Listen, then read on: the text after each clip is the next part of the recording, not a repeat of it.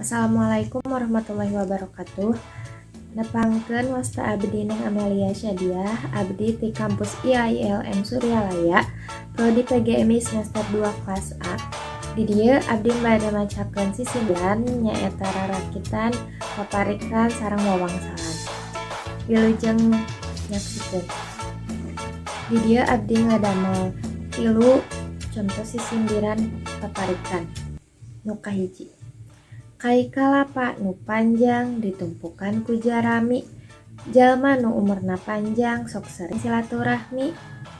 Anu kadua, lamun hayang ngeunah dahar sok geura nganjang ka tasik, lamun hidep hirup beunghar ulah poho kanu leutik. Paparikan nu katilu, loba jalma nu palinter sanajan henteu sajajar, lamun hidup hayang pinter kudu sing rajin diajar. Salajengna sisindiran rarakitan di dieu abdi ngadamel 3 contoh sisindiran rarakitan. Anu kahiji, kamana neangan kulit hayang seubeuh sesewiran, kamana neangan duit hayang seubeuh pelesiran.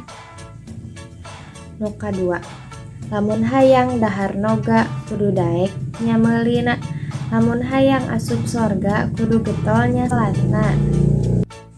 Anu katilu, tibatan mawa pedang mending ge mawa ragaji, tibatan ulin begadang mending ge diajar ngaji. Salajengna sisindiran wawangsalan, di dieu abdi ngadamel 3 sisindiran wawangsalan. Nu kahiji, alat keur urang ngobrol ulah nganyerikeun hate, hartina HP. Anu kadua, tempat mun urang nulis kuring keur motongan kuku, hartina buku. Nu katilu, tempat urang diajar pangilmu, budak pinter kudu dibela, hartina sakola. Sakitu sisindiran ti sim abdi, hatur nuhun. Wassalamualaikum warahmatullahi wabarakatuh.